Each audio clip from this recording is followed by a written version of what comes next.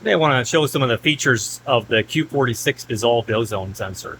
This is it in action. At the top, this is reading the dissolved ozone level, and at the bottom, you're showing the temperature of the water real time. Menu button, I can get to a calibration menu, a configuration menu, a control menu. There's a diagnostic menu. Anytime I want, I can go to the measure menu, and that'll bring me right back to the main display. There's a lot of function to these, so when you get lost, just hit the menu button and go back to that measure menu to get back to where you were. Then the calibration menu, I'm going to press enter. I can go through the various modes by hitting this up button. First, I could calibrate ozone. I'll show you the function of that in a later video. Calibrate temperature. Set the range. One of the greatest functions of this dissolved ozone meter is that I can set it to various ranges. I can measure from 0 to 20 parts per million, 0 to 200 parts per million, 0 to 200 parts per billion for those very low levels, and 0 to 2 parts per million. As you can see, the decimal point changes, along with the 4 to 20 milliamp scaling to match the range that you select. And changing the ranges is that easy on these devices. I go back to the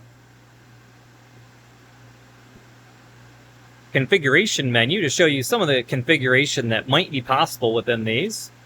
Like I said, a lock if I don't want anybody to use it. Contrast of the display.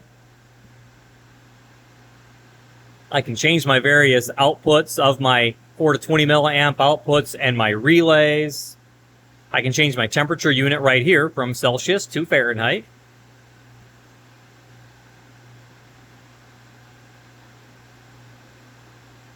There is an optional pH that's available with these,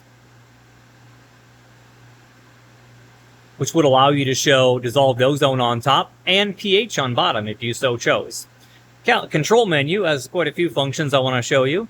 So there is a built-in PID controller within these devices, should you choose to use it, along with 4 to 20 output. There is also a 4 to 20 output that you can scale linearly, so you can set the 4 milliamp and the 20 milliamp to whatever ozone level you'd like for linear control of your ozone levels. There are relays. There are 3 separate relays built into this device. You can set the set point, the hysteresis, and every function of that relay, which allows a great deal of flexibility for the device itself. Next, I'm going to take you down and show you the sensor of the device. In this system, right here, we have the sensor installed within a constant head flow cell. What you see here is the sensor right here plugged into the side of the constant head flow cell. There is water entering, and I can adjust the water flow with this needle valve, and you can see the water coming in this pipe right here. The drain is coming out the bottom of that constant head flow cell. And what we have on the top here is we have water that overflows over the top of a little weir, should we choose.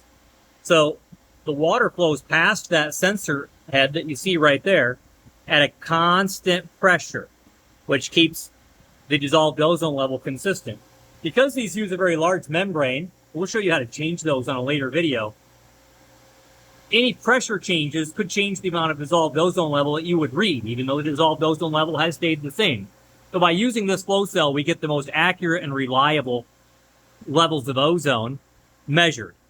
I'll show you the drain. We've got water draining out of a larger pipe coming out the bottom here.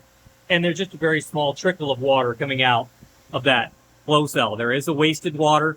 That water could be reused via a variety of methods, but in this platform, we're letting it drain to the floor. And that shows you the functions of the Q46 Dissolved Ozone Sensor.